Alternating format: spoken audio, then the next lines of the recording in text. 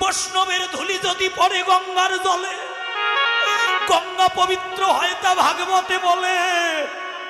বৈষ্ণবের ধুলি যদি কোনোদিন লাগে কোনো পাপীর গায়ে, পুষ্পরথে চড়ে পাপী বৈকুণ্ঠেতে যায়। মহাজন বললেন, কে বৈষ্ণব? বৈষ্ণবকে চিনিতে দেবাদিদেব মহাদেব পারেনি বাবা। আর মানব হই আমরা কি করে বৈষ্ণব চিনব?